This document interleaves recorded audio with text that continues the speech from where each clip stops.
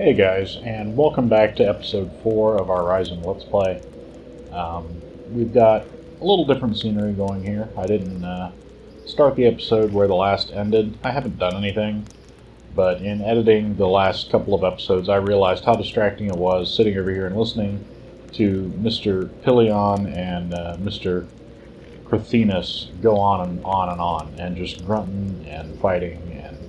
It's kind of a neat aspect that they do that, but it's on a loop, and as I sat there and talked at the beginning of the last episode, or it might have been the episode 2, that occurred, but they were just really distracting to me even while I was editing, and I can only imagine it was just as bad for anyone watching the video. But we've relocated. We're having a seat here on the hill next to the big tower, and we're going to get started on this episode. I do want to go over some quick changes. I got some feedback from a person who I know in person who was watching the videos, and he said that it would be nice if once the gameplay really got underway and there was less tutorial related things to talk about, if I cut out some of the go-betweens and the grindiness, and I am going to do that. I'm not going to just record, an hour's gameplay and then upload it, one, because my internet connection is terrible and that would be a god-awful process for me, and two, because nobody wants to sit there while I run 2 kilometers to the other side of the map. You're interested in the interesting stuff, and that's acceptable. So going forward, we are going to do a little bit of that. I'll be editing more, but let's go ahead and get this episode underway. So here we are. We've come back to the scary lady with the sword, and oh, I love it when other players run up right in front of you. Oh, he moved. Okay, he's a courteous guy. Most of them are on here. Teamwork, cleaning up the area. Let's accept that. Okay, good. She was becoming impatient for my return. She has urgent need of a mercenary. We have to go to the Shattered Ruins, and oh, okay, I know which one we're talking about here. So I'll get into the lore without reading all this on the walkover.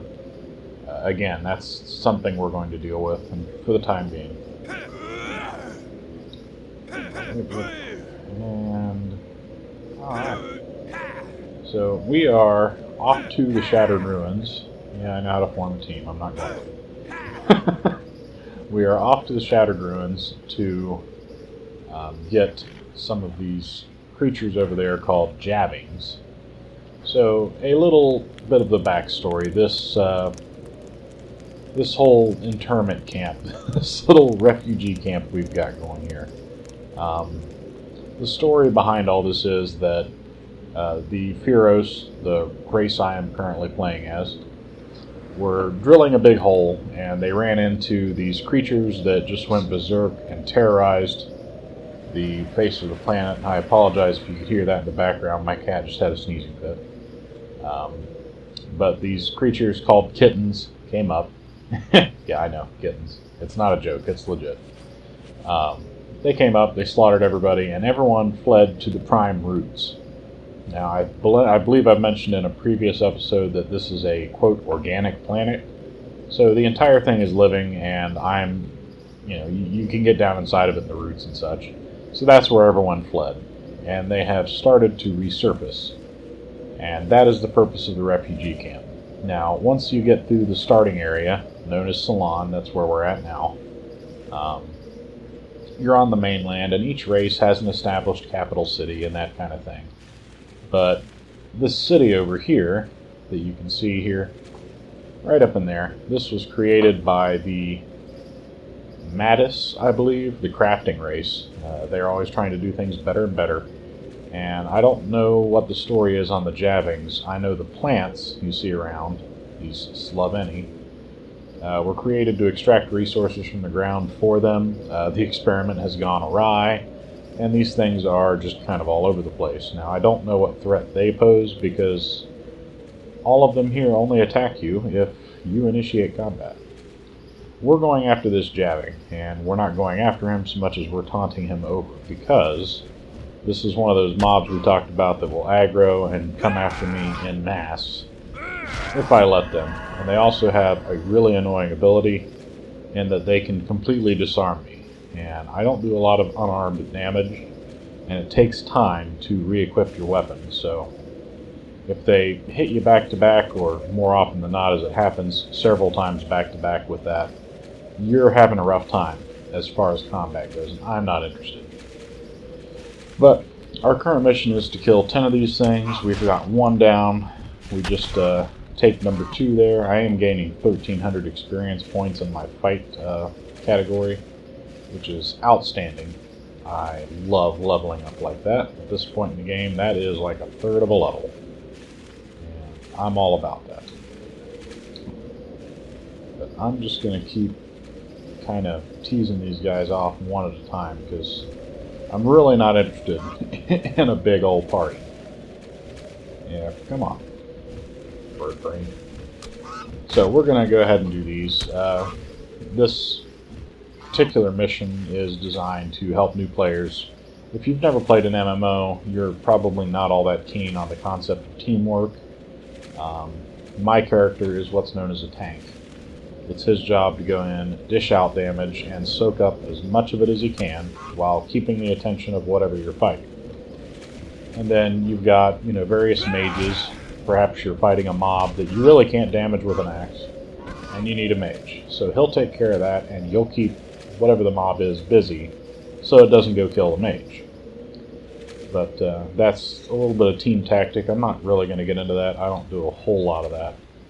I prefer solo play myself, and I try to build my character to do that as well as possible. But this mission, with these particularly problematic creatures, was designed to help new players do that. And I'm not in the mood to look for a team or do team play. It's not that there are bad people here. In fact, out of the MMOs I've played, the community in Ryzom is one of the best, if not the best. And I suspect it's because of the size. With WoW, you've got several 100,000 players, whereas with Ryzom, worldwide, you probably have several hundred. It's really not a well-known game, which is a shame, because it is definitely enjoyable. It's got a lot of very deep crafting and player development systems built in, and it's got a pretty neat world. I mean, it's not WoW. Oh, good. About to keel over there. 34 points of health left. That almost ended tragically, friends. Almost ended tragically. Yeah, feeling ballsy. Let's do it. But yeah, so we're just gonna grind through these guys here real quick, and we'll come back. Well, no, I'm not gonna bother. I've only got 2 left. I was gonna go ahead and cut that out, but ooh. You're just going to wander off all by yourself.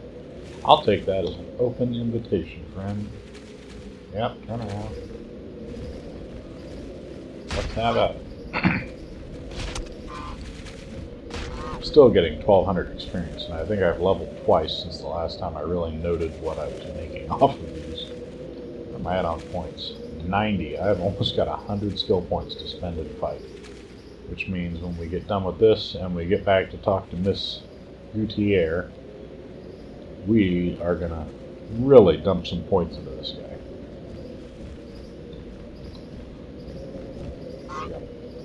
Ouch. I don't appreciate that, sir. Bird-like creature or not. And we are picking up some items. I should have, and I intended to and forgot, have gone and initiated the quests with the other quest givers in town. Because like I'm going through the fight missions, there are ones for the magic users, or mages.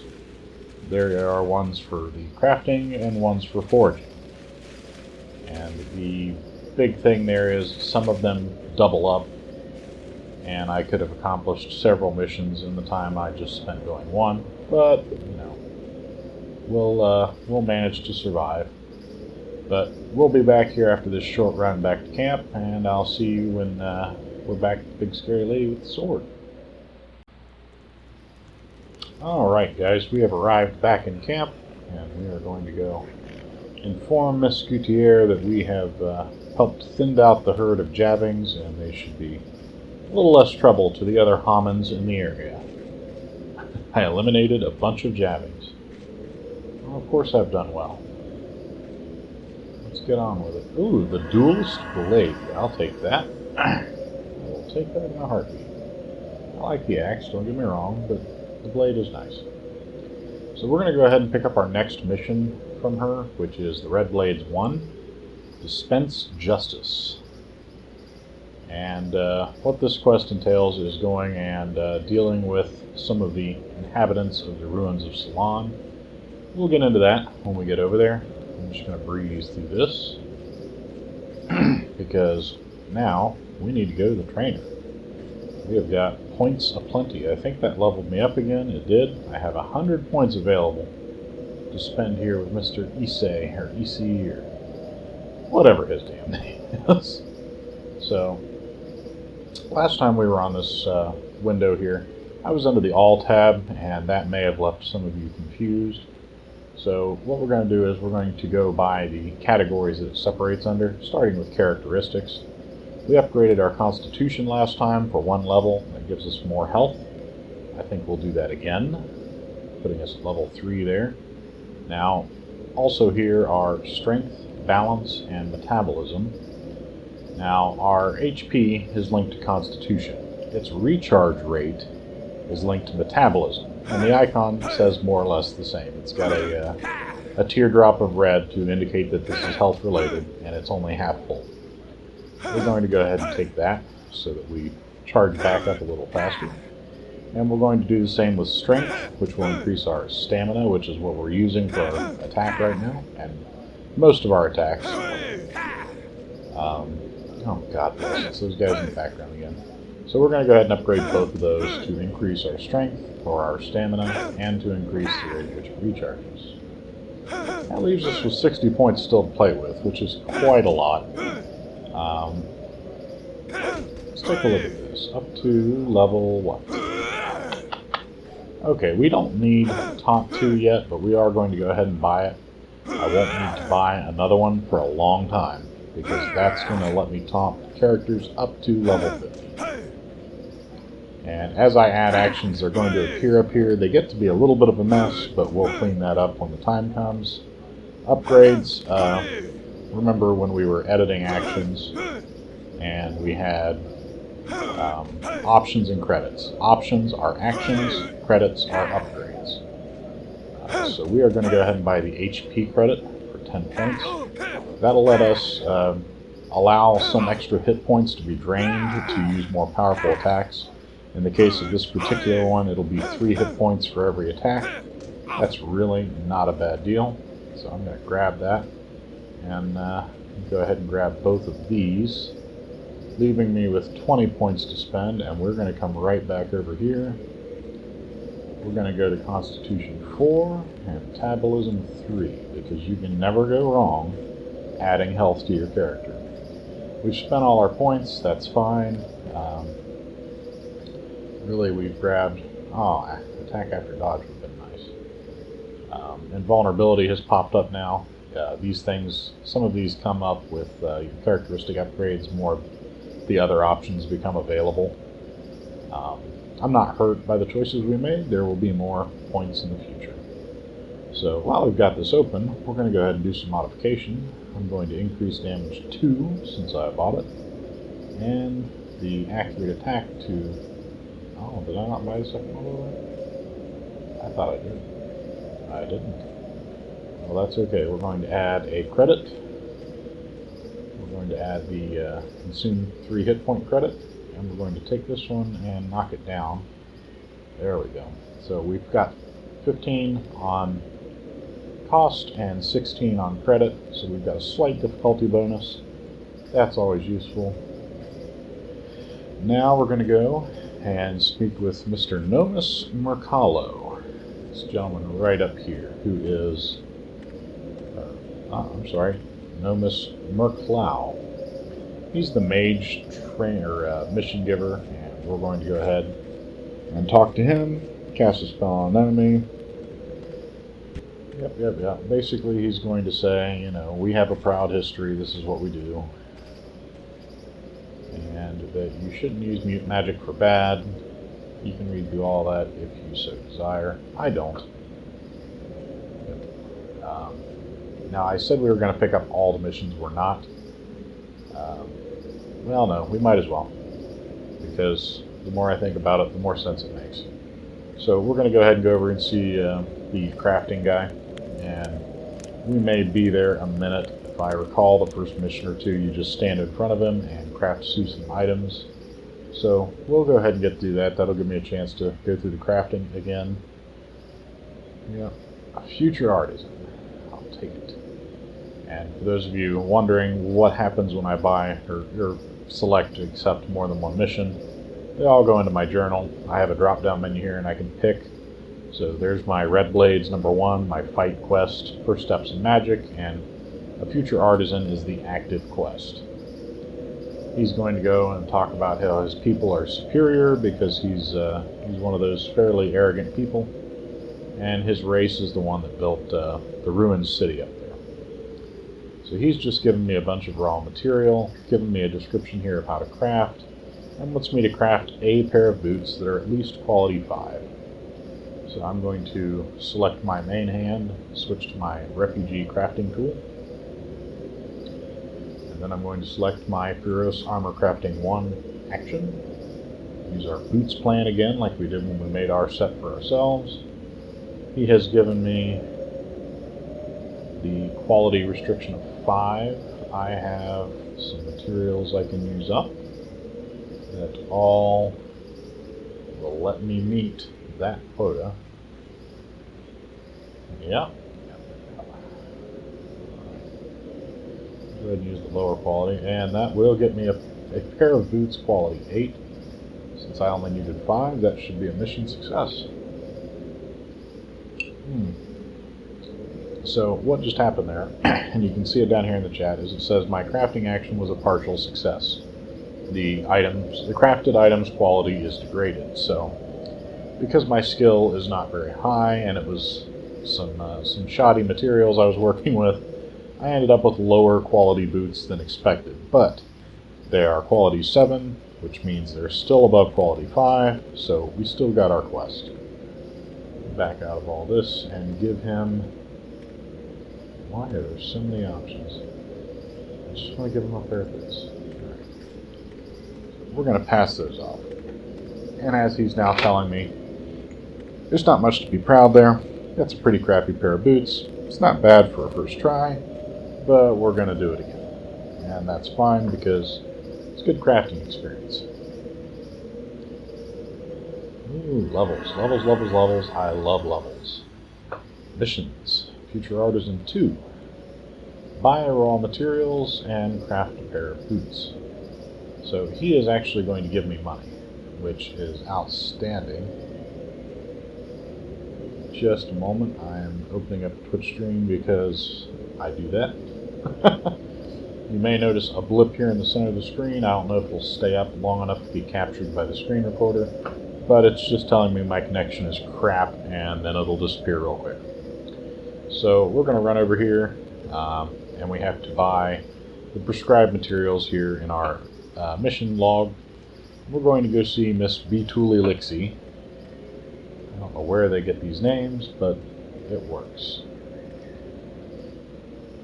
Yep, see that little jumping around thing? That's what happens when you try to upload a YouTube video, shoot a YouTube video, and watch a Twitch stream all at the same time on a 2 megabit by 1 megabit connection. My advice, don't do that. So the materials we need are 1 file of basic red hot sap, quality 10.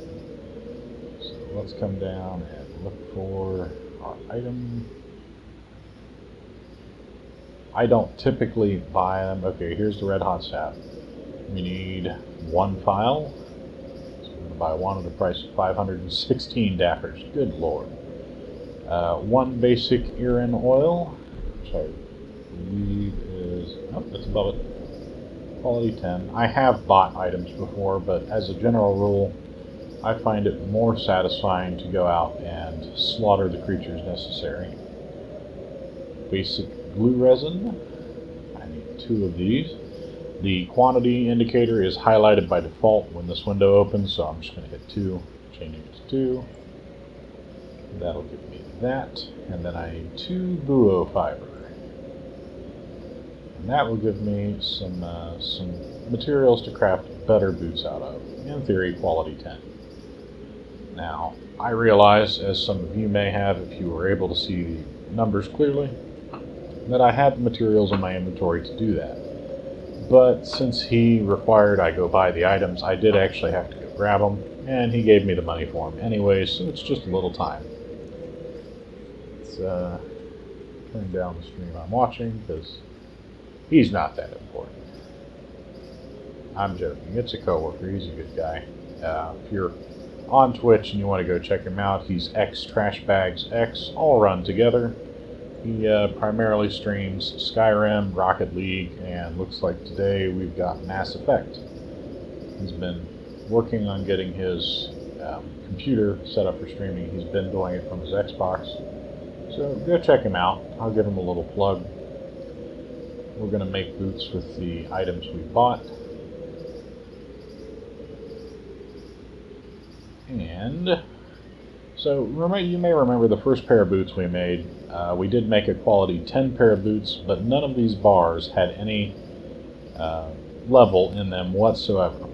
And if I were to change all these from the actual materials to the generic materials, those would all drop back to nothing. Part of the depth of the crafting system in Ryzom is that every material is going to add a different modifier or quality to your crafted items. So any fiber will work for clothing. Buo fiber in particular gives, what does it give? It's primarily a lightness thing, so it's going to not encumber my movement any. And then it gives you equal additions to parry, dodge, speed, sap load, which is again your mana, and durability. So this combination of items is predicted to give me this output on the item. I haven't really gotten into that much myself. I suppose that's a journey we can take together. But I'm going to quit waffling on. We're going to get this quest out of the way and try and keep this video interesting.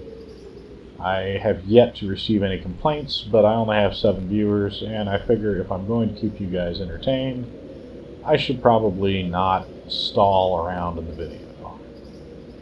Yeah, I'm brighter than you thought. Oh boy. Get out of the way. Cat, be gone. I've got a kitten, and it's just the devil incarnate. Okay, so he's kind of berating me a little. He says, you didn't have too much to accomplish there. He's now giving me the quest to go talk to Miles, who is the Triker in the starting area, and the resident explorer. Now, the Trikers are primarily foragers. They come from Little Waterland. All this lore is on the website if you want to go. Stop that. I'm going to drop that stream in a hot heartbeat. Okay, so we've made our way over to Miles.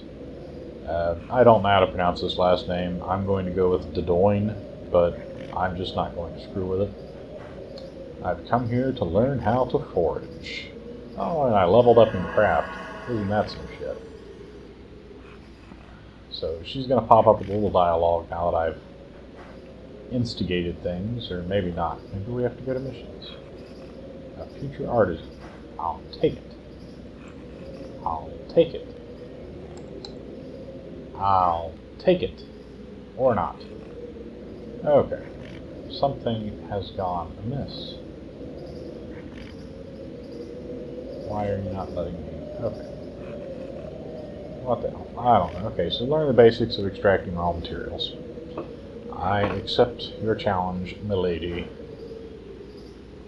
There we go. Okay, she's very energetic. She's got a really friendly dialogue, and it's just kind of the way it goes. They're hyper little people. And she's going on about exploring, and she wants me to go out and dive straight into foraging and bring back some fragments of basic horny shell. And she's indicated on the map for me where I need to go. It's not far. 100 meters. These things that pop up after you've gone through them the first time are incredibly annoying. I recommend you read them all. Some of them are repeated with each each training set you go through, but not all of them. Of course, to forage, I have to switch from my crafting tool to my foraging tool. And for the time being, I'm just looking for these green spots on the ground. Those indicate raw materials I can go forage or a raw material source. I can target said source. It has a timer. The source life, which if you deplete, will render the area exhausted for a timeout period. I don't know what the timeout period is, and I'm pretty sure it's not meant to be known. You have the extraction risk, which if it drops all the way down, will start kind of blowing you up. There's the local kami tolerance. Content. Oh, okay. I'm sorry. I've misinformed you. Extraction time is at the top. Source content is the blue one. Red is the extraction risk. Red is the source life. The little yellow bubbles is the risk, and then the local kami tolerance is at the bottom. As I've explained before, the kami are kind of the hippies of the world, and they don't like it when you just go digging away and consuming all of the planet's resources. You may see a running theme going here. The game has a little bit of a liberal twist, but even a staunch conservative can't really argue with the fact that we should protect our planet and take care of what we have so that it lasts longer. It's just good sense. But we've got that going. I managed to obtain one basic horny shell of quality 10. She wanted me to get 3 of them of at least quality 1. So we are way ahead of the game here, and we're just going to go ahead and dig up. Alright guys, so we managed to find all of our needed materials.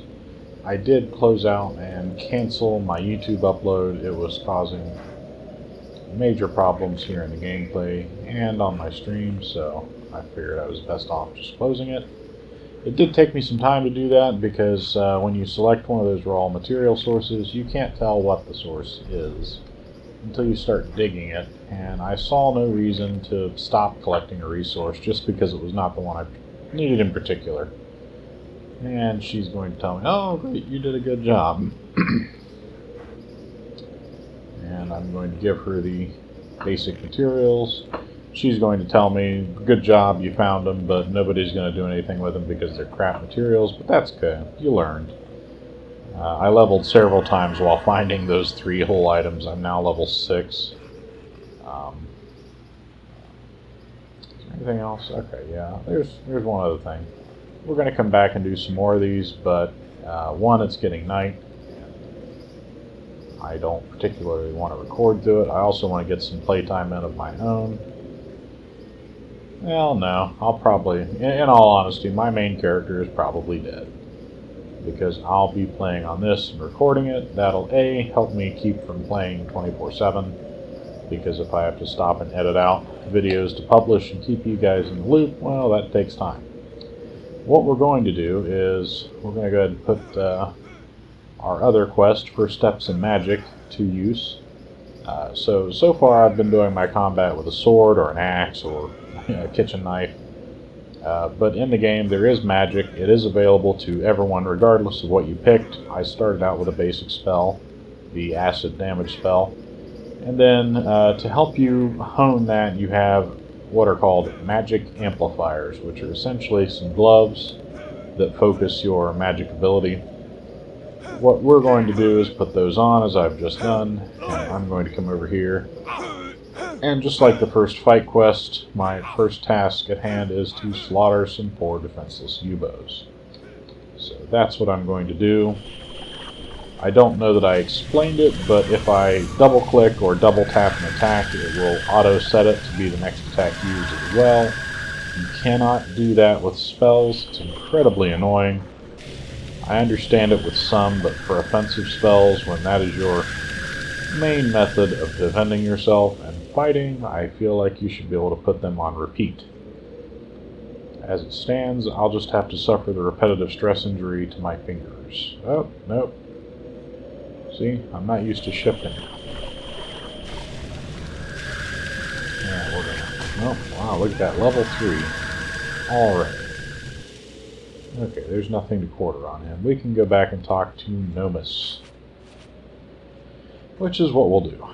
So far in the episode, we have finished a fight quest, we've spent 100 points training at the trainer, and this is driving me batty. I don't believe I'll be streaming anymore while recording. Thankfully, I've gotten enough sense in me after watching how awkward it was the first couple of times not to answer texts and that sort of thing while trying to record. I took care of some of that while I was going through the digging of 1,000 holes to get those 3 items earlier. Yep, completed my first mission. Now he's going to say, I'm not sure you were using your magic amplifiers. And he'll want me to go back here and hit some jars, but this episode is probably already enough of a mess. I'm going to have fun editing it, so what we're going to do is we're going to call it a day. So I'm going to run over here, and we'll set up shop next to this big watchtower where we first talked to Chiang. I'm not using that as a racial slur. That is his name, Chiang, for lack of a better way. For those of you who don't believe me, Chiang the Strong, Ranger Commander. I swear I'm not racist.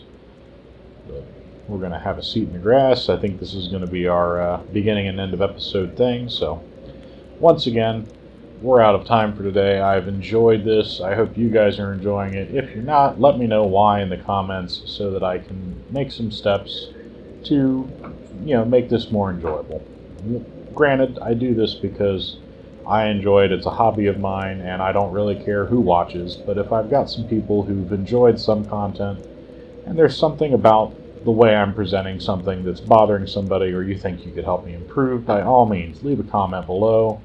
Hit like, dislike, subscribe, unsubscribe if you really hate what I'm doing. But no, I look forward to doing the next episode, and I hope you guys come back to watch it. So we'll catch you next time. This is The Distinguished Fish.